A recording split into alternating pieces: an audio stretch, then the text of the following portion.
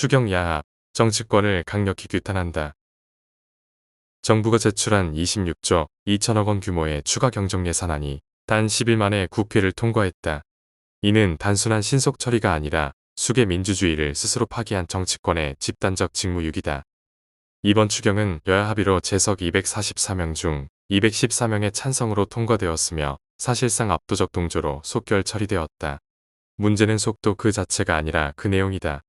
충분한 검토와 사회적 합의 없이 정치적 이해관계에 따라 초고속 통과가 이루어진 결정은 국민의 세금을 정치적 거래 수단으로 전락시킨 명백한 정치 거래로 국민의 혈세를 보란듯이 정치 협잡의 수단으로 전락시켰다는 점이다.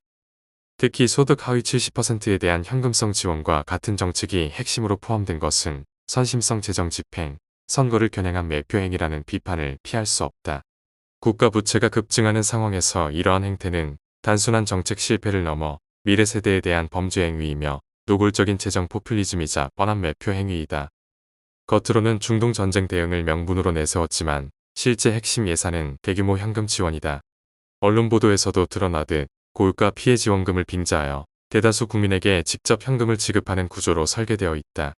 이는 전쟁 대응이 아니라 정치적 인기 확보를 위한 재정 동원에 가깝다. 추경은 정부 제출 이후 불과 열흘 만에 통과되었고 그 과정에서 실질적 총액 변화 없이 감액 범위 내 증액이라는 형식적 조정만 이루어졌다. 이는 철저한 검토가 아닌 이미 결론이 정해진 상태에서 형식만 갖춘 심사였음을 의미한다. 국회는 더 이상 예산 통제 기관이 아니라 정부 정책의 통과 버튼으로 전락하였다. 이번 추경은 실질적 재원 확보 없이 미래 세수와 국채 발행에 의존하는 구조이다. 그 결과는 명확하다. 통화량 증가, 환율 상승 압력, 수입 물가 상승, 서민 실질 소득 감소로 이어져 국민이 바로 인지하지 못한 채 부담하게 되는 보이지 않는 세금, 즉 인플레이션을 초래할 것이 명백하다. 정치권의 현금 살포는 반드시 국민이 더 큰 비용을 부담하게 한다.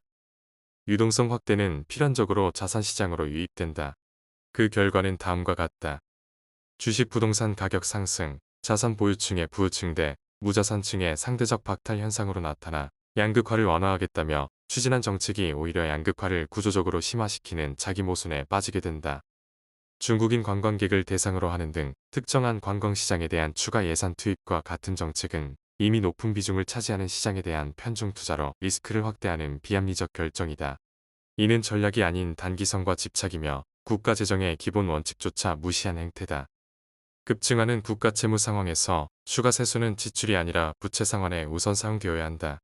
지금과 같은 재정 확장은 미래 세대에 대한 명백한 착취다.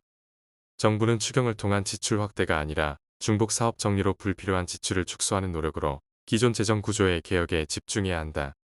진정한 내수 활성화는 현금 직접 살포가 아니라 상속, 증여세 완화와 같은 세제 개혁과 과도한 규제 철폐를 통한 기업 활동 비용 공제 확대 등을 통해 민간의 자율적 경제 활동을 촉진하는 데서 출발해야 한다.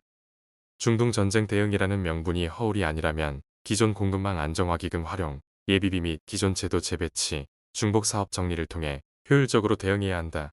지금처럼 새로운 예산을 무분별하게 추가하는 방식은 정책이 아니라 재정 남용이다. 이번 추경은 결코 불가피한 선택이 아니다. 이는 위기를 빌미로 한 정치적 현금 살포, 재정을 이용한 인기 매수, 그리고 국민을 대상으로 한 구조적 기만이다. 정치권은 지금 국민의 세금을 책임 있게 운용하는 주체가 아니라 표를 사기 위한 자금 집행자 역할을 자처하고 있다. 우리는 선언한다. 이와 같은 재정 포퓰리즘과 매표 행위를 국민이 절대로 용납할 수 없다. 정부와 국회는 각성하라. 정치권이 재정 건전성과 경제 안정이라는 국가의 기본적 책무를 저버리는 순간 침묵하던 국민은 행동으로 정치권을 무섭게 심판할 것이다. 2026년 4월 16일 한국 NGO 연합